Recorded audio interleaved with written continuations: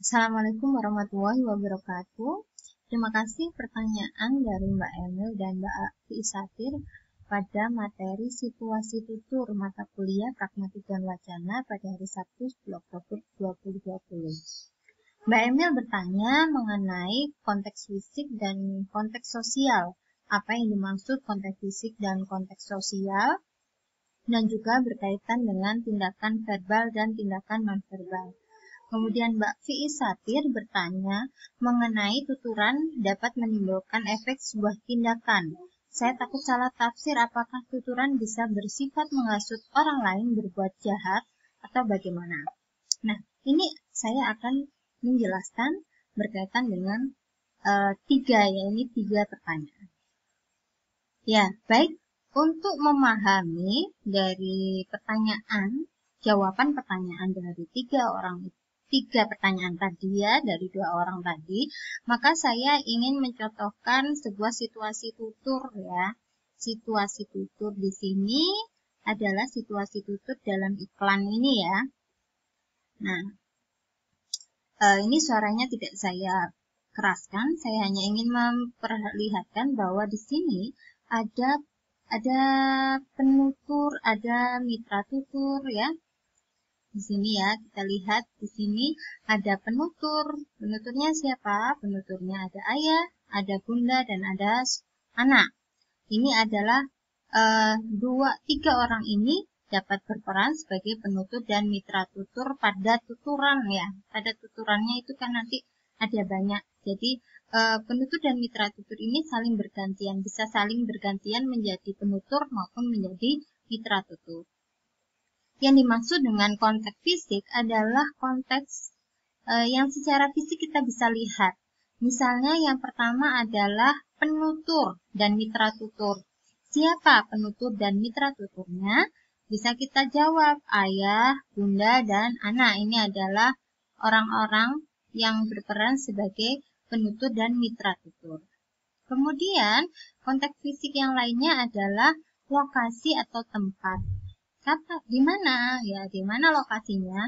Lokasinya adalah di sebuah rumah ya, di sebuah rumah atau apartemen ya. Ini kita lihat bisa rumah bisa apartemen ya ini. Kapan situasinya ya? Kapan tuturan itu terjadi? Tuturannya ini kita bisa lihat bahwa ayah dan bunda ini baru saja pulang dari bekerja.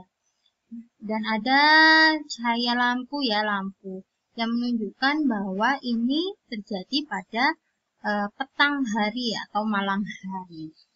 Ini adalah konteks fisik yang melingkupi dari tuturan yang terjadi. Selanjutnya, apa yang dimaksud dengan konteks sosial? Konteks sosial adalah hal-hal yang berkaitan dengan sosial budaya masyarakat si penutur ini hidup. Jadi, ini adalah orang Indonesia ya. Orang Indonesia bisa kita lihat. Kemudian secara kelas sosial, mereka adalah kelas sosial menengah ke atas.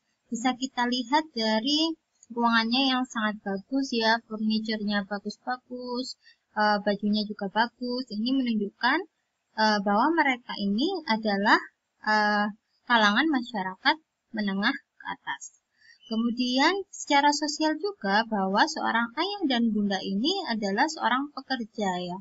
Seorang yang bekerja di kantor secara sosial.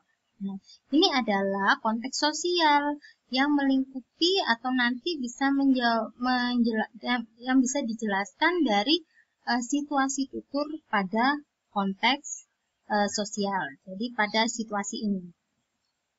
Kemudian ini saya sudah menjawab ya pertanyaan Mbak Emil mengenai konteks fisik dan konteks sosial. Selanjutnya berkaitan dengan verbal dan non-verbal. Kalau verbal sudah tahu ya bahwa ujaran yang kita tuturkan, kita keluarkan, bahasa yang kita keluarkan adalah tuturan secara verbal.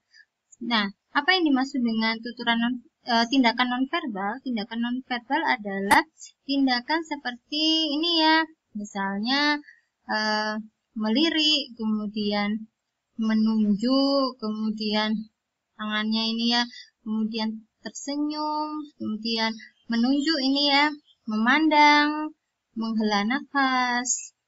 Nah, ini adalah tindakan nonverbal yang bisa kita lihat. Ya, misalnya ini akhirnya mengambil kecap dan lain sebagainya.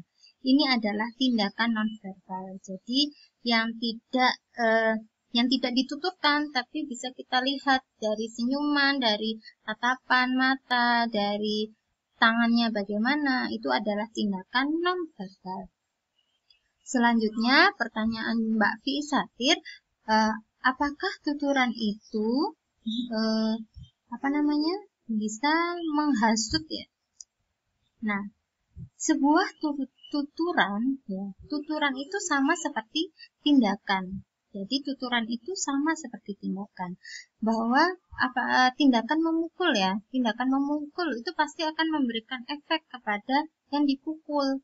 Sama seperti kita melakukan tindakan bertutur ya. Jadi makanya disebut sebagai tindakan bertutur, karena bertutur mengeluarkan kata-kata itu juga bisa seperti diibaratkan seperti melakukan tindakan. Katanya kan ya dia tidak mukul, tapi dia memukul lewat tuturan ya. Itu kan bisa. Nah, tindakan yang dimaksud seperti itu bahwa tindakan tuturan itu bisa disebut sebagai sebuah tindakan karena bisa memberikan efek kepada orang lain untuk melakukan suatu tindakan juga.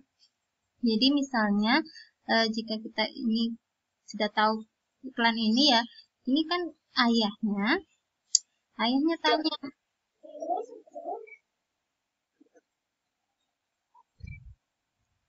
Nah, ini sang ayah bertanya kepada anaknya, itu menggambar siapa?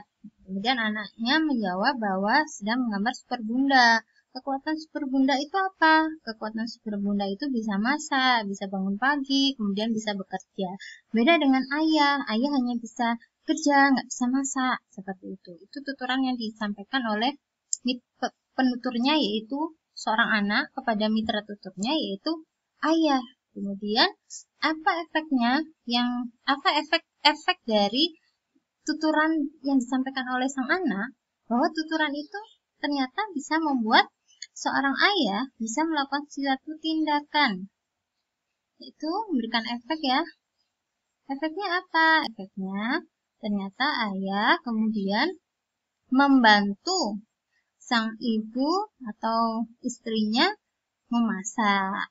Nah, ini adalah yang dimaksud bahwa tuturan itu bisa memberikan efek kepada mitra tuturnya.